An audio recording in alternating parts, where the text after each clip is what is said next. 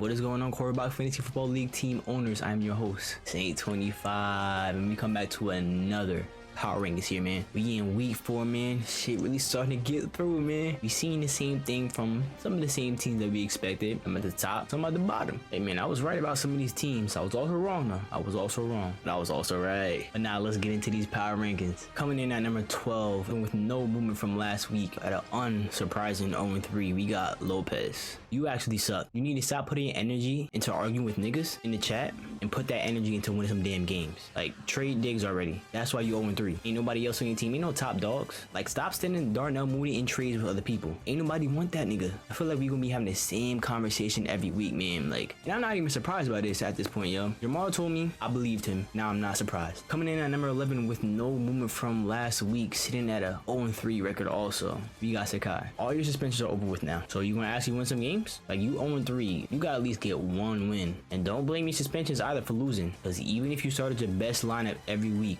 you would still be 0-3. Commissioner Stalin is not responsible for you not getting points. That's on you. Now, I know niggas at the bottom usually got the most to say, but don't even say nothing to me, boy! Coming in at number 10, sitting at an 0-3 record also, with no movement from last week, we got NASIR. Hey, look here, man. Y'all making our Rudolphs look bad. You and Sky sitting here at the bottom at 0-3. What is y'all doing? And you got a very tough week this week also, going against an undefeated Commissioner. 0-4 would be a terrible way to start off the season. I keep telling y'all at the bottom, make some moves. Y'all have yet to listen. Coming in at number 9, down one spot from last week, sitting at a 1-2 record, we got DEVONTAE. Nephew, I haven't seen your team show up since week 1. How you Team Thanos but getting your ass beat? Like, make it make sense. Your team is performing like a bottom tier team. I guess that's why we see you at the bottom. When the CPU auto drafted your team, you should have started to look into trading players, man, and get players that you actually wanted on your team, but you didn't. So now you stuck here with 2 Panther wide receivers who got Baker Mayfield throwing on the ball. Damn. Coming in at number 8, down 3 spots from last week, sitting at a 1-2 record, we have JAHMAR. I don't know if trading all them players for Josh Allen was beneficial for you. We'll see how it plays out down that road, though. I also told you about the commish. That man is no joke. You thought shit was sweet, but it's not, because it's really sour. Coming in at number 7, up 2 spots from last week, sitting at a 2-1 record, we have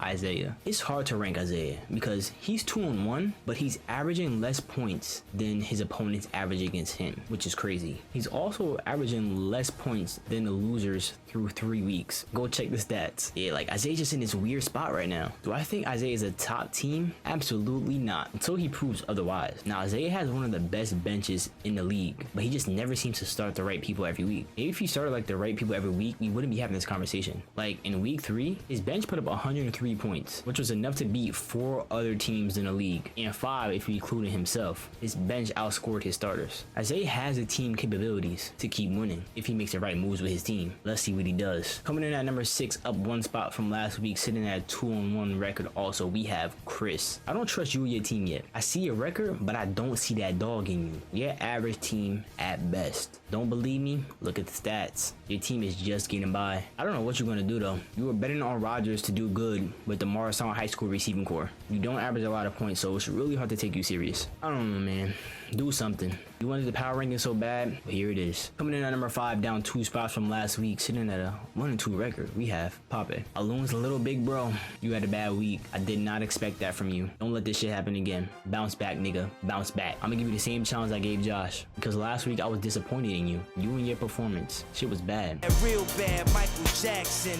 Like, I still see you as a top team, but week 3 it just better have been a fluke. Bounce back, nigga. Bounce back. Coming in at number 4, up 1 spot from last week, sitting at a 2-1 record, we have Josh. This is the Josh I know. Your team has really been balling the fuck out these past 2 weeks. Like, this is what I expect out of you. I know you coming for the throne the way you've been balling out, but you can't have it. You know who at the top. So what you could do is watch the throne. Coming in at number 3, up 1 spot from last week, sitting at a 3-0 record, we have RAQUAN. I have never seen so many trades in a short period of time from one player. Like, RAQUAN was an undefeated team, but really wasn't seen as a threat. He's still an undefeated team though, but he was an undefeated team that just wasn't a threat. But since he has been trading, he got his starting lineup a bit better, but he has left his bench looking sorry. You do want to have a pretty solid bench in case of an injury or bye weeks, but as long as you keep winning and your players stay healthy, you should be good. Let's see how RAQUAN ball out. Coming in at number 2 with no movement from last week, sitting at a 3-0 record also, we have EMMET. Congrats on doing what you were supposed to do week 3 versus PEZ. You're not the top scorer in the league anymore. By your definition, you're not the best. You're not that top team. EMMET started throwing out some crazy accusations in the league chat about the schedule being favored towards the commissioner.